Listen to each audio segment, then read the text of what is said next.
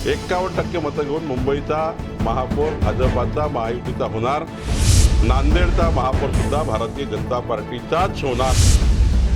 फडणवीस ठाकरे बंधूंनी आज जाहीरनामा मुंबईचा महापौर भाजपचा होणार का? भारतीय जनता पार्टीचा महायुतीचाच महापौर होणार।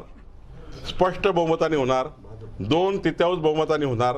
51% मतं घेऊन मुंबईचा महापौर भाजपाचा महायुतीचा होणार। आणि महाराष्ट्रामध्ये सुद्धा 29 महानगरपालिकेमध्ये, आत्ता मी नांदेडमध्ये आहे, नांदेडमध्ये सांगतो मी, अशोकराव चव्हाण यांच्या मार्गदर्शनाखाली नांदेडचा महापौर सुद्धा भारतीय जनता पार्टीचाच होणार। ठाकरे बंधूंनी एकीकडे आज अजित पवार जाहीरनामा तुमच्यासोबत सत्तेमध्ये आहे, पण तेच अजित पवार आता प्रेस कॉन्फरन्स घेत तुमच्यावर आगपाकड करत आहेत। त्यांना त्यांच्या पक्षाची भूमिका ते मांडतात आहे। पण मी सकाळी सांगितलं, आपल्याला आताही सांगतो की अजितदादा, आम्ही सर्व जे समन्वय समिती, मी स्वतः समन्वय समितीमध्ये आहे, आमचं सर्वांचं एकच ठरलेलं आहे की कुठल्याही मित्रपक्षाला मैत्रीपूर्ण लढत असताना कुणी टीकाटिप्पणी करू नये। आता नांदेडमध्ये आम्ही वेगळं लढतो आहे, पण भारतीय जनता पार्टी कधी शिवसेनेवर किंवा राष्ट्रवादीवर टीकाटिप्पणी करणार नाही।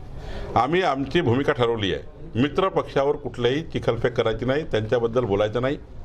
त्यांनी भूमिका स्वीकारली आहे की बोलायचं नाही, पण मला वाटतं अजितदादा जे काही बोलले आहे तसं त्यांनी बोलायला नको पाहिजे होतं, पण बोलले आहे।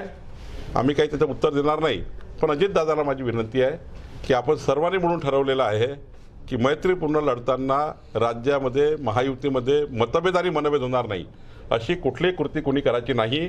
ती कृती आम्ही करणार नाही, त्यांनी करू नये। ठाकरे बंधूंनी आज चव्हाण म्हणाले जाहीरनामा होते की मी मुख्यमंत्र्यांना सांगितलं होतं अजितदादांना घेऊ नका म्हणून। माननीय चव्हाण साहेब आमचे राज्याचे अध्यक्ष आहे, ते मुख्यमंत्री त्यांनी काय चर्चा केली असेल ते माननीय रवींद्र चव्हाणजींनी आपल्याला सांगितलं आहे। ठाकरे बंधूंनी आज जाहीरनामा प्रकाशित केला आहे। त्याच्यामध्ये 2 महत्त्वाचे मुद्दे आहेत। 1 लाख गरिबांना घरे देणार आणि दुसरं म्हणजे काही देणार नाही, बांधकाम ते करणाऱ्या काही महिलांना 1,500 रुपये महिना देणार। ते काही जाहीरनामा प्रसिद्ध केला असेल ठाकरेजींनी, उद्धव ठाकरेजींनी काही जाहीरनामा प्रसिद्ध केला असेल तरी मुंबईच्या जनतेचा विश्वास राहणार नाही, कारण उद्धवजीच्या कुठल्याही अजेंडामध्ये विकास नाही, विकासाचा कधी त्यांचा संबंध नाही।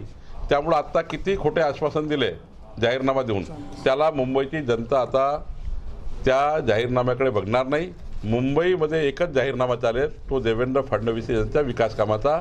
त्यामुळं कुठलाही जाहीरनामा चालणार नाही, एकच जाहीरनामा चालेल, मोदी याचं सरकार, देवेंद्र याचं सरकार, डबल इंजिन सरकार। आणि डबल इंजिन सरकारच्या माध्यमातून मुंबई शहराला आंतरराष्ट्रीय शहर बनवण्याची भूमिका आम्ही घेतलेली आहे। त्या भूमिकेलाच लोकांना मतदान करणार आहेत, दुसरा कुठला अजेंडा चालणार नाही।